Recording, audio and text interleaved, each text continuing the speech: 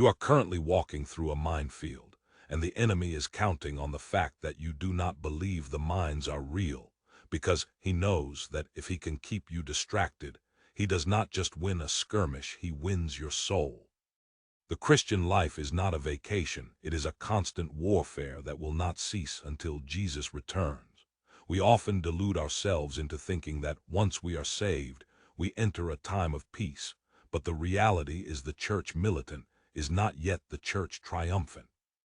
The Apostle Paul was crystal clear when he told us that we wrestle not against flesh and blood, but against principalities, against powers, against the rulers of the darkness of this world, and against spiritual wickedness in high places. You must understand that you are not battling your boss or your neighbor or even your political opponents. You are battling unseen agencies of evil that are strategic and relentless. As we approach the end of time, the enemy's goal is shifting. It is no longer just about temptation, it is about possession. Satan desires to possess the minds of this generation. You might ask how he does this, and the answer is uncomfortable, because he does it through the very things we love the most. We have adopted a dangerous attitude where we challenge God to prove to us that our entertainment is wrong rather than asking ourselves to prove that it is right. We ask, is it a sin to watch this movie or listen to this music? But that is the wrong question. The right question is, does this activity open a channel for the devil to enter my mind? We see global pop icons openly performing rituals that mimic witchcraft on stage, chanting and casting spells over audiences that number in the millions, and yet we claim it is just harmless entertainment. We are opening doors that we do not know how to close. We have become addicted to the channels of the world, whether it is social media streaming platforms or the hypnotic beat of secular music, and in doing so, we are weakening our spiritual defenses. Look at the example of Daniel in the Bible. He required a pure diet and a disciplined life to be 10 times wiser than the Babylonians, yet we are living in perhaps the most spiritually dull generation in history, feeding our minds on garbage and expecting to stand firm against the wiles of the devil.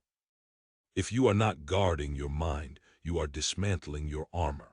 This lethargy affects our bodies and our intellects, leaving us unable to comprehend the Word of God. We are meant to have minds that are pure and holy, but instead we are fragmented and broken. The battle is fiercest in our homes, and specifically over our children. The devil knows that if he can secure the minds of the children, he has secured the future. Parents are often too busy striving for worldly success or positions of influence within the church to realize that the most important congregation they will ever lead is their own family. The breakdown of the home is the devil's masterstroke.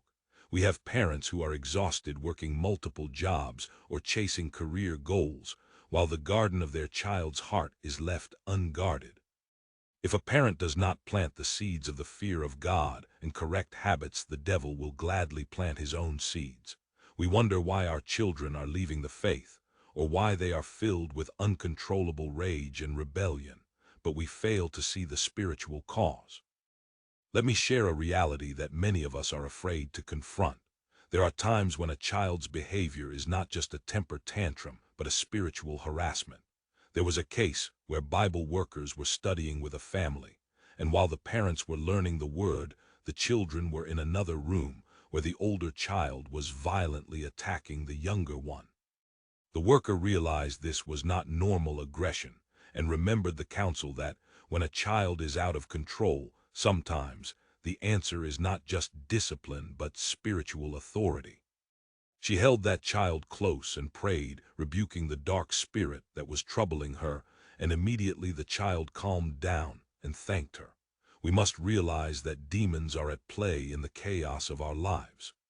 We treat symptoms with medication and entertainment when we should be treating the root with prayer and authority. We need to stop acting like civilians and start acting like soldiers. In any earthly army, soldiers are drilled for hours. They are taught how to stack their arms, how to charge the enemy, and how to move with precision. They prepare for emergencies they hope will never happen. Yet in the army of God, we are casual and unprepared. We assume that showing up to church once a week is enough to fight the forces of hell, but it is not. Ellen White challenges us, asking why the soldiers of Prince Emmanuel are less earnest in their training than the soldiers of earthly nations. We must bring every thought into captivity. This means the battle is internal. It is not enough to just avoid outward sin, you must conquer the inward corruption. Every thought of anger, every lustful glance, every moment of jealousy is a foothold for the enemy. Victory over sin is not just about behavior modification, it is about the transformation of the mind, so that the devil has no landing strip in your life. We have forgotten a third of the gospel commission. Jesus commanded us to preach the gospel and to heal the sick, but he also commanded us to cast out devils. This is not some extreme practice reserved for the fanatics, it is a core part of the ministry of Jesus. When he sent out the 12, he told them to cast out devils. When he sent out the 70, he told them to cast out devils. In Mark 16, the commission to the church includes this authority. We are leaving our people in bondage because we are afraid to use the weapons God has given us. We must wake up to the reality of the war we are in. We must close the open channels of media and entertainment that invite the enemy into our homes. We must take our stand as guardians of our children, rebuking the spirits that seek to torment them. We must drill ourselves in the Word of God and in prayer until we are battle-ready. The enemy is real, but the power of God is greater if we are willing to submit to it. If this message has opened your eyes to the spiritual battle around you, I want you to click the like button so this truth can reach more soldiers of Christ. Share your thoughts in the comments below about how you are guarding your home, and don't forget to subscribe to the channel for more biblical truth that will prepare you for the days ahead.